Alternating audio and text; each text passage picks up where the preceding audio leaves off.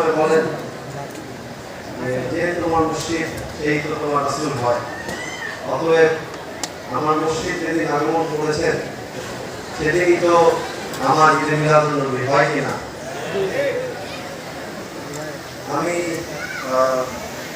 এই দাওয়াত এই অনুষ্ঠানের ব্যাপারে আলোচনা করেছিলাম গত 5ই আগস্ট। সবাইকে নিয়ে আমার ঈদ ভাই যারা আছেন বলতে অনেকেই যারা ওখানে উপস্থিত, সেখানে একটা কথা আমি বলছি, জানাইছি আমার একটা ইচ্ছা, আমার একটা স্বপ্ন যে আমি আমার ঈদ ভাই বোনদেরকে সবাইকে নিয়ে ফিরে সেই চরণ মোবারকে, আমাদের মসজিদকে চরণ মোবারকে আমি সবাইকে নিয়ে দাঁড়াতে চাই। আজকে সেই আশাটা সুরেশ্বরী আমাকে পূর্ণ করে দিচ্ছে। আপনাদের মনের ভিতরে সেই আশাটা পূর্ণ হয়েছে না? আমরা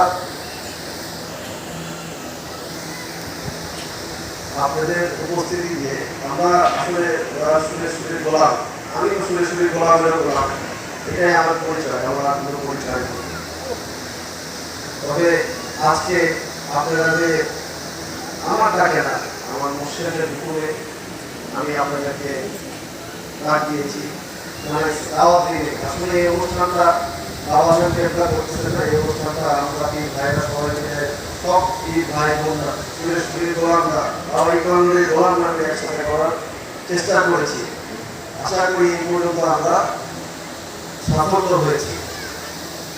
আজ আমাদের মধ্যে সুরেশ্বরী ইকবালগুলি যে প্রেম, যে টেস্ট, এটা যে শক্ত, এটা প্রমাণ হয়েছে, হয় নাই? আমি কোনো বক্তা না, কোনো বক্তব্য রাখবো না, আমার মনে কিছু কথা ছিল এগুলো আপনাদেরকে বললাম।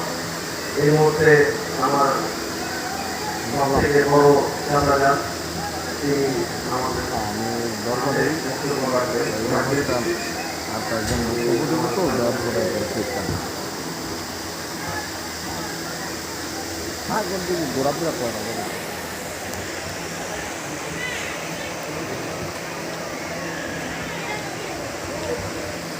এ পর্যায়ে আলোচনা করবেন হযরত বাবা ইকবাল নদী আর সুরেশ্বরী বাবা